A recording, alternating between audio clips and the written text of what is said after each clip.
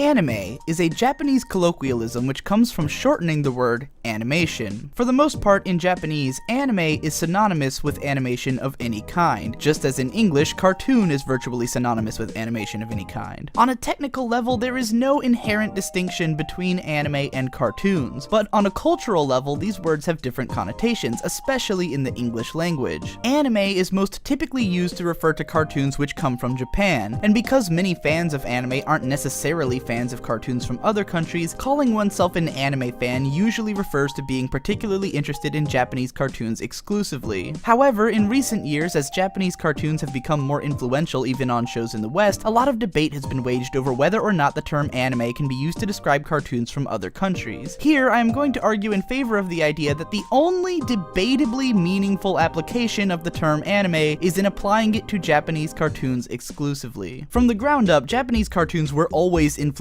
by Western cartoons. The father of anime and manga himself, Osamu Tezuka, cited the works of Walt Disney as his biggest influence, and a lot of really old manga and really old Western cartoons are basically indistinguishable. Just look at Betty Boop next to Astro Boy, for instance. However, for a long time, the stylistic development of anime and manga was kind of insular, because not a lot of anime and manga made their way outside of Japan. So while Western cartoons were still permeating and influencing Japanese culture, the anime and manga which became influential to generations of Japanese artists mostly remained influential just within that country. Only in recent years, with anime and manga slowly permeating into world culture from the late 90s until now, has Japanese art started to have a big cultural influence throughout the world, to the point that shows like Avatar, Teen Titans, and the Boondocks all have a distinctive anime influence. But let's not get ahead of ourselves. One of the biggest things that a lot of people don't appreciate about anime and manga is that it covers an incredibly broad range of styles. A lot of people really don't understand this because they're mostly familiar with shows that have become popular in the West, through channels like Cartoon Network, Adult Swim, and Kids WB. Pulling from this pool of samples, it might seem like all anime kind of have the same aesthetic, but it's really more that these channels are always going to pick the same kinds of shows to broadcast. Most of what gets brought to Western TV is shows aimed at young boys or young men, almost always with an action-centric storyline. Very rarely do we get shows aimed at young women or little girls, or out there art house shows, or shows aimed towards a more general adult audience. I've seen it argued a few times that certain Japanese shows should be considered cartoons instead of anime because they showcase a lot of cartoon influence and don't look as anime as other shows, with panty and stocking being the most frequently mentioned thing of this nature. These kind of statements, though, come from a very small frame of reference that ignores just how many different ways anime can look, and how many different influences anime can have. Panty and stocking may be a lot more obvious since it makes blatant references to Western cartoons, but it's far from the only show to have a strong Western influence. If the word anime is only really helpful to those trying to signify their fandom of Japanese cartoons specifically in the first place, then there's no sense in limiting which Japanese cartoons can be considered anime, as most anime fans appreciate shows from a variety of styles. This then leaves us with the question of whether or not Western cartoons like Legend of Korra should be considered anime. From a stylistic perspective, I would certainly say that shows like Korra have a clear anime influence, though I would also say that there are some obvious concerns of Western influences. While the character designs look pretty anime, the style of fight direction and animation looks much more Western, creating more of a cultural blend than an outright adherence to anime style. However, to argue that Korra looks different from what is typical of anime is no different than pointing out how it's similar to anime. Both cases ignore the fact that some anime shows do have more Western facets of animation, often intentionally. Shows like Big O Season 2 and Afro Samurai were intentionally made to look Western in their animation styles, so this kind of cultural cross-promotion goes both ways. My real issue with considering Legend of Korra to be anime isn't the things that make it different from anime, so much as the idea that anime is defined by looking a certain way. If a Japanese cartoon has Western influence, we still call it anime, so if a Western cartoon has anime influence, I see no reason to consider it anything other than a Western cartoon. A lot of people cite the fact that shows like Legend of Korra and the Boondocks are largely animated in Korea, which is also true of a lot of anime, but it's also just like true of a lot of cartoons in general. Studios in Korea, the Philippines, Thailand, and probably other places I'm not aware of do a lot of in-between work on animations from around the world. Where it really gets confusing to me, though, is when you start trying to figure out intended audiences. Legend of Korra, Teen Titans, and the Boondocks were clearly created to be played on TV in English-speaking countries first and foremost, and may have been adapted into other languages later. Likewise, most anime is made for Japan and then is later brought elsewhere. However, shows like the aforementioned Big O 2 and Afro Samurai and even Space Dandy are sometimes made with both a Japanese and English audience in mind at once. Then you've got stuff like the Animatrix and Halo Legends, which are made entirely entirely by Japanese creators and studios, but for a Western audience first? What about Trigger's upcoming series Ninja Slayer, which is an adaptation of an American webcomic being made for a Japanese audience? Or the original Transformers, which was written and broadcast in the US, but had a lot of influential animators from Japan work on it. Once you start looking into the backgrounds and intentions of different anime productions, it gets harder and harder to determine what goes where. To me, it makes the most sense to look at the creative staff behind the show and figure out what background they come from, and to simply look at where the show was first released. If it's a show made by an anime studio and was released in Japan either before or at the same time as it was released elsewhere, then it's probably anime. If it was made by Americans for American television, then it's probably not anime. American directors have worked on shows like Tekken Kincrete, and Japanese directors have worked on shows like Adventure Time, but I think as long as the staff is mostly from the same country as the show is being made for, it's probably that country's show. I still don't know what to do about Transformers though. Of course, all of this is totally pedantic and pointless to really debate. The only reason any of it means anything is that some people want to be able to clearly define their hobby, and I don't think it's really worth splitting hairs over. It's not like being able to call Legend of Korra anime changes anything about the show whatsoever, so there's no point in arguing. I just wanted to thought dump my perspective on the whole conversation here and maybe get you thinking about it in a different way. And in case you're wondering, yes, there are hardcore cartoon fans in Japan who debate over the exact same shit.